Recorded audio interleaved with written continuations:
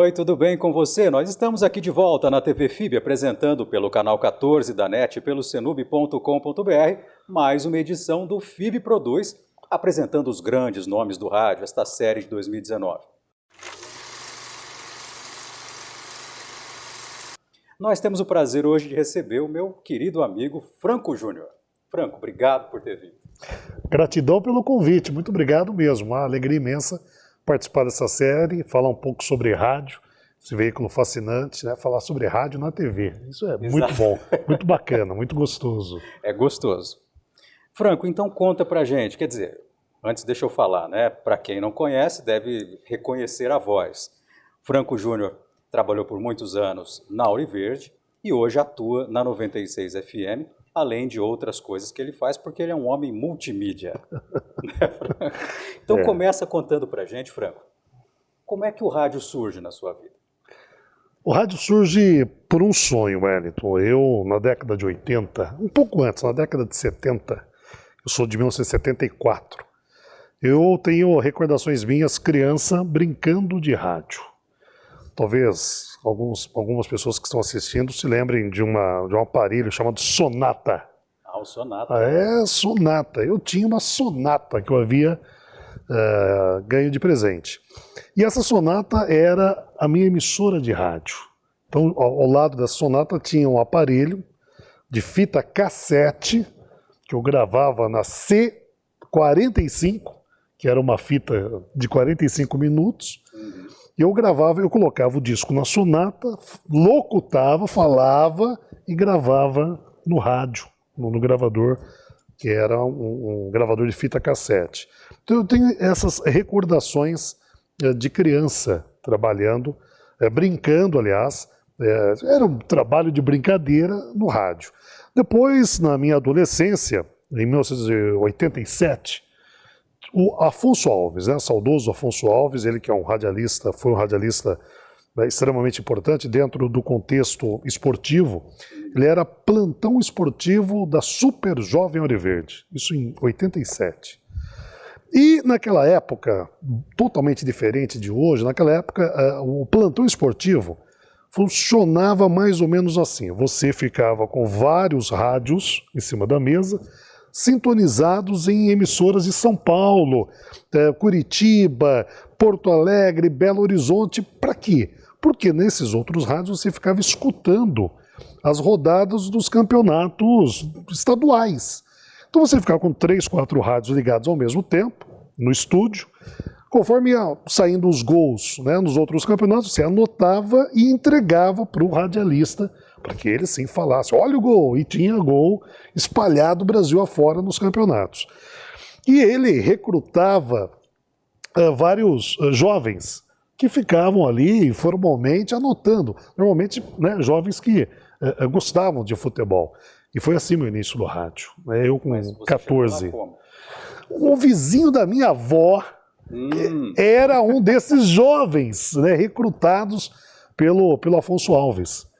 O Afonso, nessa época, era Paulo Sérgio Simonetti, o narrador, Carlos Alberto Carlucci, o João Bidu, João Carlos de Almeida, os comentários de José Carlos Galvão de Moura, o Dedé, Francisco José, fazia reportagens de campo e o Afonso Alves era o plantão esportivo. Timaço. Era um verdadeiro timaço no rádio. Ah, saudade. E eu era um desses jovens, né, desses adolescentes que ficavam anotando. Fui levado por um vizinho da minha avó e rádio é uma coisa viciante, né, é viciante. E foi assim o meu início no rádio. O Afonso, em determinado momento, eu fiquei 3, quase 4 anos, todo domingo, religiosamente, ia voluntariamente, ia até a emissora de rádio e passava o domingo todo anotando resultados. Até que um dia o Afonso recebeu um convite para ir para uma outra emissora. Na época, a Bauru Rádio Clube havia feito uma equipe esportiva muito boa, levou inclusive alguns elementos da Auriverde, e um deles foi Afonso Alves.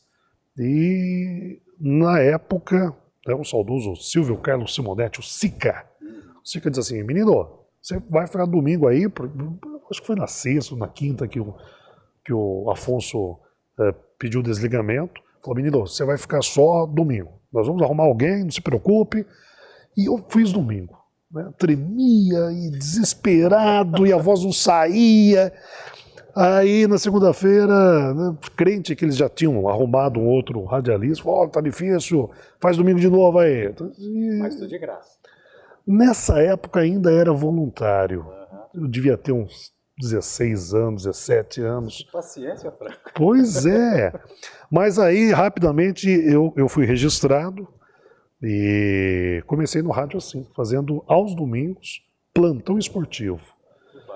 Depois teve a morte do Galvão. O Galvão tinha um programa de rádio, Wellington, você se lembra disso, e eu tenho certeza que você que está nos assistindo, muitos também se lembram, que era o Samba e Bola. Samba e Bola. Né? Samba e bola. Só samba e muito papo de bola.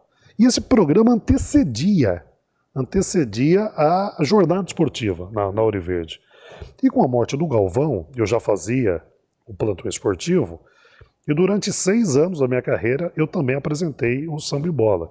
Então, como eu já estava na rádio no domingo, eu comecei a chegar um pouco mais cedo e fazia o Samba e Bola. Na época começava às 11h30, meio-dia, ia até 2h30, 2h30 começava a jornada esportiva. Eu saía todo domingo da rádio, 9, 10 da noite, que era o horário que terminavam os campeonatos estaduais, e nós ficávamos lá com aquele monte de rádio ligado, acompanhando. E hoje é interessante porque hoje você tem sites especializados que você vai acompanhando o resultado dos jogos no site. Mas estamos falando disso de 89, 90, onde não existia essa facilidade, enfim, outros tempos, essa possibilidade. Você sabe que o Rafael Antônio esteve aqui comentando justamente da época em que você apresentava o Samba e Bola. Rafael. Eu fiquei me perguntando, né? Nem sabia que o Franco ouvia samba. Quem fazia essa programação? Eu fazia, mas na época também o Ribeirinho. O Ribeirinho fazia essa programação, e quem era o titular dessa programação? Saudoso Nelson Machado. Nelson Machado. Nelson Machado, ele era o programador da Ouro Verde, e era ele quem produzia. Mas o Samba e Bola tinha uma particularidade. O Galvão, José Carlos Galvão de Moura, o Galvão, ele era muito próximo ao Noite Ilustrada. Ah, eu ouvi essa história. Né? E o Noite, ele foi o padrinho do programa Samba e Bola. Então, com a morte do Galvão, ele veio em várias oportunidades, o Noite, participar do Samba e Bola. Eu já apresentava nessa época. Tinha uma vinheta, não tinha? Tinha uma vinheta. Legal. Agora, você imagina o que era para um jovem de 17, 18 anos, né? De pouco tempo, de repente estava sentado ao lado de Noite Ilustrada. Zeca Pagodinho veio e participou também do Samba e Bola. Então, aqueles grupos de samba raiz que vinham para Bauru para fazer show, o Samba e Bola era a parada obrigatória deles. Eles passavam e participavam do programa. Em um dos domingos, na entre-safra de campeonato, o Samba e Bola, ele tinha, o grande atrativo dele era a participação do ouvinte, dando palpite. Quanto vai ser o jogo do Noroeste, quanto vai ser o jogo do São Paulo, Corinthians, Palmeiras, Santos, e você deixava o palpite, e concorria a deliciosos frangos assados, camisa de clube, e os prêmios pitorescos de rádio. Sim. Da época, né? E nessa entre-safra de campeonatos, eu não tinha o que fazer. Até que um dia eu falei assim, olha, o ouvinte que ligar para cá e narrar um gol, o que melhor é narrar um gol, nós temos aqui uma comissão de jurados, que era eu, técnico de som, produtor, então nós vamos escolher, vai ganhar todos os prêmios do programa. E de repente toca o telefone, alô, quem está falando? É Rafael. Ô, Rafael, você mora onde? Em Agudos, do lado. Ah, Rafael, narra eu. E ele narrou com uma perfeição. Na hora que ele estava narrando, eu falei assim, é alguém passando o trote. Então eu imaginei, eu falei, deve ser ou um narrador nosso aqui da casa, ou mudando a voz, ou algum outro narrador mudando a voz, passando um trote. E ele narrou com uma perfeição danada, né? Ele descreveu a jogada e não. É claro que ele ganhou os prêmios. E eu falei assim, você tem que vir buscar. E no domingo seguinte ele chegou e foi buscar. Era um menino, né, muito jovem na época, não lembro quantos anos ele tinha, mas é muito jovem. Falou: Franco, eu não perco um programa Samba e Bola. Posso ficar aqui sentado do lado? E ele ficou anos sentado e se tornou esse narrador incrível que é o Rafael Antônio. Poxa vida, é fantástica essa história. E ele contou isso aqui. Exatamente, foi, Legal, foi assim que aconteceu, o Rafael Antônio. Nenhuma ausência de palpites, né, de jogos, surgiu um narrador aí, profissional fantástico. Profissional fantástico, um ser humano de primeira. Exatamente. De primeira. Ô Franco, Oi. Você me colocou, e acho que talvez essa é uma verve de professor que você tem. Eu nunca fui jornalista. Eu me lembro de você começou a falar que tremia e tal, me lembro de uma vez que você me colocou numa situação muito difícil, que você me pediu para ligar para alguém. Eu não me lembro se era para ligar para o Suplicy. Tinha tido um acontecimento que estava acontecendo. Liga para o Suplicy. Eu falei: mas ô Franco, como é que eu vou ligar para o Suplicy? Dá seus pulos! Dá seus pulos, pô. E foi muito legal, porque assim, a minha cabeça não funcionava dessa coisa. E você lembra o que aconteceu? Não me lembro. Não? Não me lembro. Eu só me lembro do nervosismo. Como é que eu vou ligar para o Suplicy? Foi na época, isso foi em 92, se não me falha a memória? Não. Foi depois disso? Foi depois. Eu estava lá em 2005. Teve algum acontecimento nacional, eu não vou me recordar qual exatamente, e o Brasil estava atrás de um deputado que era relator de um processo, lembra disso? De um processo, alguma coisa, de uma comissão lá do Senado ou do Congresso. E nós tentamos, no Vanguardão, foi uma entrevista no Vanguardão, e nós tentamos falar com esse deputado e não conseguimos. E o Brasil estava atrás. E você conseguiu colocar o Suplicy no ar. Ah, tá. Então foi isso aí. Só que no final da ligação do Suplicy, o Suplicy nos surpreendeu. Falou assim: Franco, você tem mais um minutinho? Falei: só falta ele querer cantar, porque era aquela época que ele cantava em entrevista. Né? Se deixasse o microfone solto para o Suplicy, ele cantava. Falei: só falta ele querer cantar, pensei comigo. Ele estava ao lado desse deputado, que era o relator. Verdade. Ele falou assim: Franco, você tem mais 5 minutos? Pois não, senador. Eu estou aqui ao lado do deputado, não vou me lembrar o nome dele agora, isso foi em 2004, 2005. Eu estou aqui ao lado. Eu olhei para você, você olhou e falei: passamos um dia procurando o deputado, ele estava do lado do Suplicy, e o Suplicy foi o nosso produtor daquela oportunidade. Exatamente. É uma coisa muito fantástica. E eu me lembro que Brasília ligava para Ouro Verde, tamanha a credibilidade construída de muitos anos, né? Quando aconteceu um fato, não me lembro exatamente, mas aconteceu um fato, as pessoas estavam querendo saber o que estava acontecendo em Bauru, eu me lembro de rádios de Brasília ligando, falando que a Ouro Verde era referência. Muito gostoso, né? A potência da Ouro Verde ainda naquela época era muito. Potência do rádio. A potência do rádio. Eu me lembro em 92, quando os Estados Unidos eles invadiram o Kuwait. E nós tínhamos um contato naquela época com o Antônio Celso, que inclusive é aqui da região, é de Jaú. O Antônio Celso, nessa época, ele trabalhava na Voz da América, lá em Washington. E todo dia à noite, 10 da noite, ele ligava para a Ouro Verde e passava um boletim, gravava um boletim. E ele estava gravando o boletim daquele dia, na Ouro Verde, quando ele parou o boletim e falou: Franco, entraram aqui no estúdio da Voz da América, em Washington, e a informação é que os Estados Unidos acaba de invadir o Iraque, né, do Kuwait, o Kuwait. Acaba de invadir o Kuwait na guerra lá. E eu falei: Antônio Celso, só um minutinho, então não tem que gravar, vamos ao vivo. Então a Ouro Verde, em 92, 91, 92, foi uma das primeiras emissoras a entrar com a notícia da invasão norte-americana em território, lá no Oriente. Graças a esse radialista que é fantástico, que é de Jaú, né, o Antônio Celso. Trabalhou Bandeirantes, Globo, Rádio Capital, Tupi, Super Rádio Tupi, e depois, quase concluindo a carreira dele, ele foi passar uma temporada na Voz da América. Ele era o coordenador do serviço, não só brasileiro, mas o serviço de língua portuguesa na Voz da América. Que barato. Bom, e aí você fica quantos anos na Ouro Verde, Franco? Eu fiquei de 87 a 94 na primeira temporada. Aí eu fui para Marília fazer jornalismo, não concluí, voltei em 95, final de 95, voltei para Ouro Verde e fiquei até 2008 na Ouro Verde. E aí você vai para 96 e quando é que surge o Instituto Franco Júnior de Comunicação? Eu já na época do Ouro Verde, essa reação que você descreveu e que eu passei também, muitas vezes, as pessoas acham que nós, radialistas, jornalistas, enfim, comunicadores, que nós temos uma desenvoltura em qualquer situação. Não precisa apresentar uma formatura, chama o Wellington que ele é comunicador. Precisa fazer uma leitura na comunidade, chama o Wellington que ele é comunicador. As pessoas acham que nós não temos vergonha.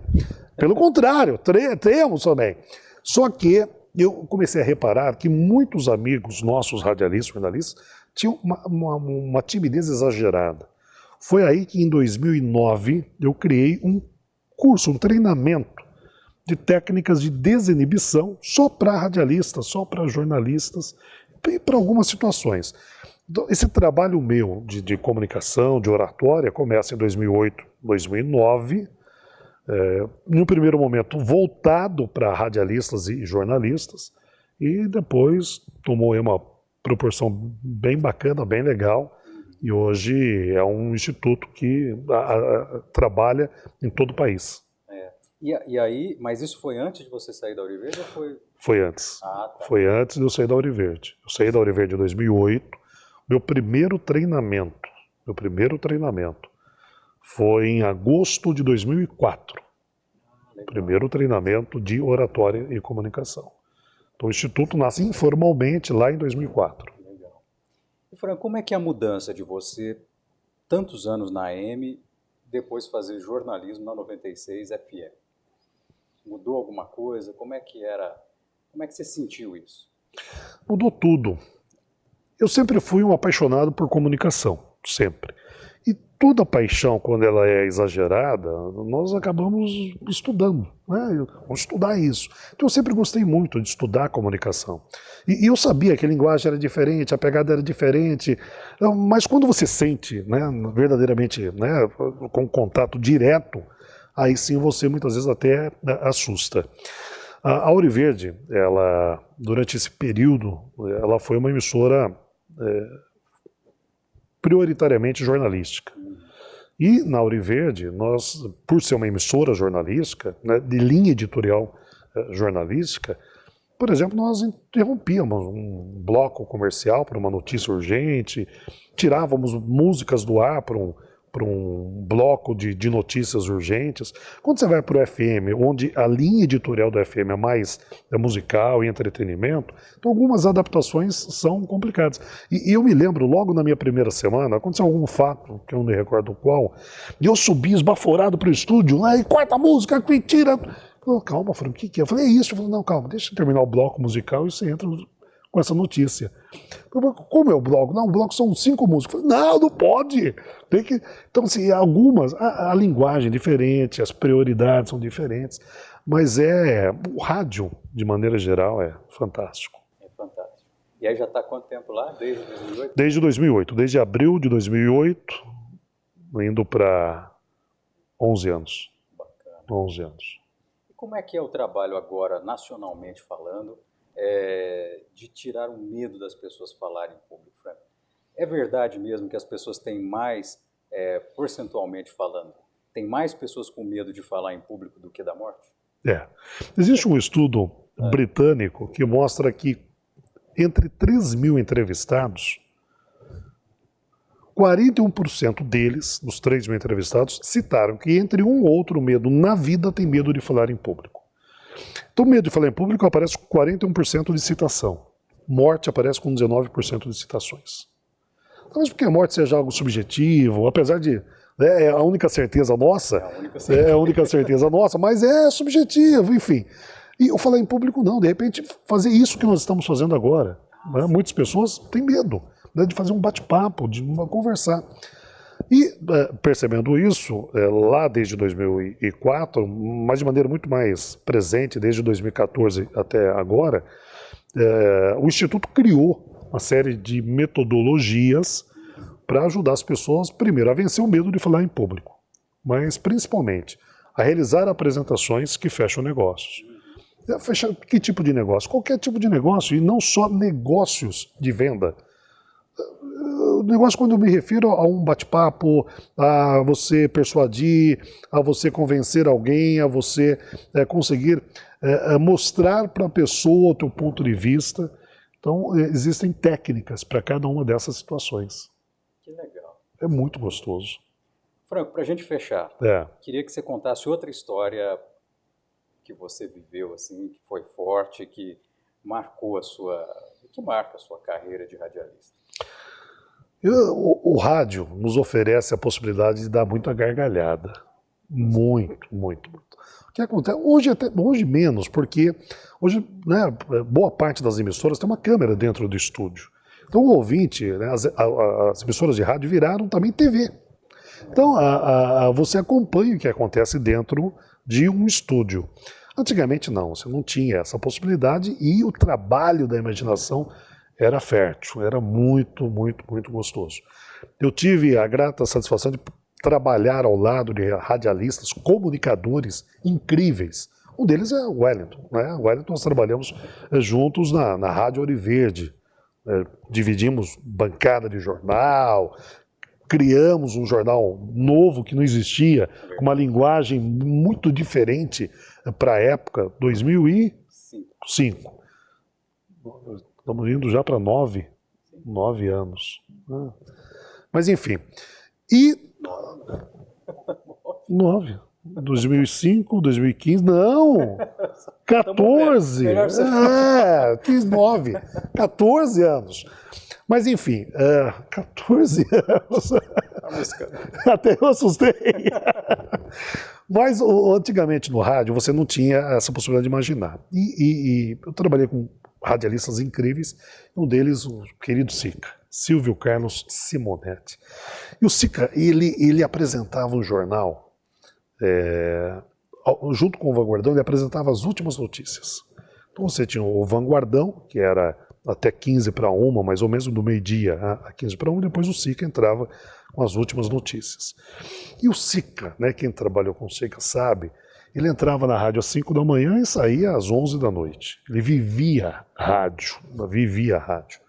E a Ouro Verde tinha uma particularidade, não no prédio atual, nem no mais recente, mas na época que era lá na 13 de maio, que o jornalismo da Ouro Verde, junto com o estúdio, você não tinha janela, né? Era tudo muito fechado. E nesse dia o Sica entra e começa a procurar, entrou a vinheta Tempo e Temperatura e ele começa a procurar o papel de Tempo e Temperatura. E como ele havia entrado de manhã, ele não tinha visto o tempo. E ele começa a procurar, não acha o papel, e começa a improvisar. Até ele localizar o papel, começa a improvisar o tempo e temperatura. E o tempo em Bauru segue bom, estava bom quando ele entrou na rádio lá, de manhãzinha. E o Té começa a fazer assim para ele, desesperado, que não estava bom, estava chovendo.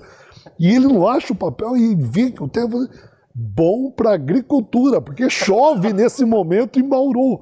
Então o rádio tem essas coisas fantásticas, sim, incríveis, incríveis. Hoje bem menos, obviamente, né, mas coisas gostosas de presenciar e de compartilhar. Sim. Franco, obrigado por ter vindo. Foi um prazer. A gente podia ficar aqui lembrando essas histórias aí. E tem muitas. E tem muitas. E o Wellington, ele resgata essas histórias. E isso é muito bom. Isso é muito bom. Isso é muito bom, porque talvez não foi um cuidado, né, que muitas vezes emissoras tiveram. Muitos radialistas já foram para uma outra dimensão e deixaram lacunas e pouquíssimas gravações, pouquíssimos momentos, compartilharam pouco da história do rádio, infelizmente. Verdade. Querido, obrigado. Gratidão. Obrigado. Obrigado. Muito obrigado a você que nos acompanhou aí também. Obrigado mesmo. E continue conosco pelo canal 14 da NET e pelo cenub.com.br. Um abraço e até mais.